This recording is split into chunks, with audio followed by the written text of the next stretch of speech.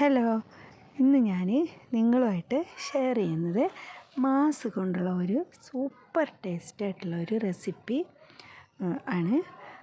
Mass അറിയാത്തവർ എവിടെ നിന്നെങ്കിലും ഒന്ന് ഓൺലൈനായിട്ടോ വാങ്ങിയിട്ട് ഒന്ന് ട്രൈ ചെയ്ത് നോക്കുക. അത്രയും അധികം ടേസ്റ്റ് ഉണ്ടതിന്. എനിക്ക് പറഞ്ഞു തന്നത് എനിക്ക് വളരെ പ്രിയപ്പെട്ട ഒരു താത്തയാണ് ഇതിൻ്റെ റെസിപ്പി പറഞ്ഞു തന്നത്. ഈ മാസ് ഞങ്ങളുടെ ഒരു യാത്രക്കിടയിൽ വാങ്ങിച്ച് കൊണ്ടുവന്ന് താത്ത പറഞ്ഞു തന്ന അതേ രീതിയിൽ ഞാൻ ട്രൈ ചെയ്ത് നോക്കുകയായിരുന്നു. അത്രയധികം ടേസ്റ്റായിട്ടുള്ള ഒരു റെസിപ്പി തന്നെയാണിത്. മാസ് നമ്മൾ ഇടികല്ലിലിട്ട് നന്നായി ഒന്ന് പൊടിച്ചെടുക്കുക. പൊടിച്ചെടുത്തതിന് ശേഷം ഇതൊന്ന് നന്നായി കഴുകി വൃത്തിയാക്കി ഒരു 2-3 പ്രാവശ്യം ഇതൊന്ന് കഴുകിയെടുക്കണം. കഴുകി അതിൻ്റെ പൊടികളും അതിൻ്റെ ഇതൊക്കെ ഒഴിച്ച് കളഞ്ഞ് ഫ്രഷായിട്ടുള്ള ഒരു വെള്ളം ഒഴിച്ച് ഇതൊന്ന് കുതിരാനായിട്ട് അടച്ചു വെക്കുക. ഇനി നമുക്ക് ഇതിലേക്ക് ആവശ്യമായിട്ടുള്ള ചേരുവകൾ റെഡിയാക്കി എടുക്കാം. വാളംപുളിയാണ് എടുത്ത് വെച്ച് വെള്ളം ഒഴിക്കുന്നത്. വാളംപുളി കുതിരാനായിട്ട് വെക്കുന്നുണ്ട്. ഇനി വലിയ ഉള്ളി, പച്ചമുളക്, തക്കാളി, വെളുത്തുള്ളി, ഇഞ്ചി ഇതെല്ലാം ഇതിലേക്ക് നമുക്ക് ആവശ്യമാണ്. ഇതൊന്ന് അവരവരുടെ മാസിൻ്റെ അളവനുസരിച്ച് ഉള്ളിയും തക്കാളിയൊക്കെ നമുക്ക് എടുക്കാം. ഇനി ഇത് കുതിർന്ന മാസ് നമ്മളുടെ മിക്സിയുടെ പൊടിക്കുന്ന ജാറിലിട്ട് നന്നായി ഒന്ന് ക്രഷ് ചെയ്തെടുക്കുക. ഇനി ഞാൻ ഇത് റെഡിയാക്കുന്നത് എനിക്ക് പെട്ടെന്ന് റെഡിയാക്കേണ്ടതുകൊണ്ട് ഞാനൊരു കുക്കറാണ് വെച്ചിട്ടുള്ളത്. നമുക്ക് മൺചട്ടിയിലോ ഫ്രൈ പാനിലോ എങ്ങനെ വേണമെങ്കിലും നമുക്ക് സമയമനുസരിച്ച് റെഡിയാക്കി എടുക്കാവുന്നതാണ്. ഇതിലേക്ക് വെളിച്ചെണ്ണ ഒഴിച്ച് വലിയ ഉള്ളി, പച്ചമുളക്, ഇഞ്ചി, വെളുത്തുള്ളി എല്ലാം ഇതിലേക്കിട്ട് നന്നായി വഴറ്റുക. തക്കാളി ഇട്ട് കൊടുക്കുക. ഇതിലേക്ക് ആവശ്യമായിട്ടുള്ള അവരവരുടെ അളവനുസരിച്ച് ഉപ്പ്, മുളക് എല്ലാം ചേർത്ത് കൊടുക്കാവുന്നതാണ്. കുറച്ച് ഉപ്പ് ഈ മാസിൽ തന്നെ ഉണ്ടാവും. കുറച്ച് ഉപ്പ് ചേർത്ത് കൊടുക്കുക. എരിവിനുള്ള മുളക് പൊടിയും പിന്നെ ഒരു ഭംഗിക്ക് വേണ്ടിയിട്ട് കാശ്മീരി മുളക് പൊടിയും ചേർത്ത് കൊടുക്കുന്നുണ്ട്. മുളക് പൊടി, മഞ്ഞൾപ്പൊടി ഒരളവ് കൂട്ടി കുറച്ച് മല്ലിപ്പൊടി കൂട്ടിയെടുക്കുന്നുണ്ട്. മല്ലിപ്പൊടി,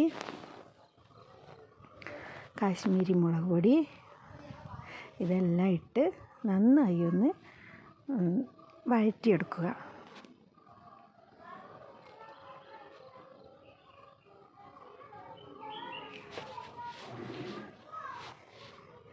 നിങ്ങൾ വഴന്ന് വരുമ്പോൾ ഇതിലേക്ക് നമ്മൾ ക്രഷ് ചെയ്ത് വെച്ചിരിക്കുന്ന മാസ് ഇട്ട് കൊടുക്കുക.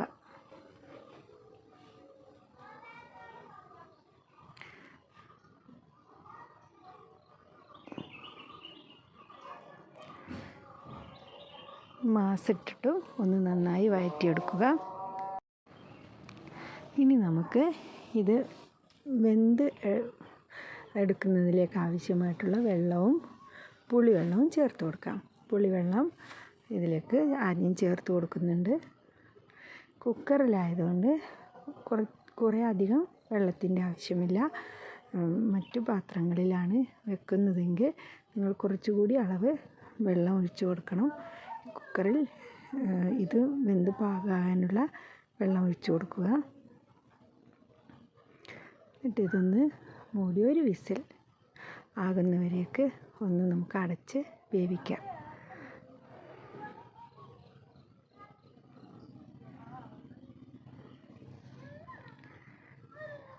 ഈ സമയം നമുക്ക് ചെറിയുള്ളി, വറവിനാവശ്യമായിട്ടുള്ള ചെറിയുള്ളി, കറിവേപ്പില, ഉലുവ റെഡിയാക്കി വെക്കുക. ഒരു ഫ്രൈ പാൻ വെക്കുക. വെളിച്ചെണ്ണ ഒഴിച്ച് ആദ്യം ഉലുവ പൊട്ടിച്ച് അതിലേക്ക് ചെറിയുള്ളി, കറിവേപ്പില ഇട്ട് കൊടുക്കുക.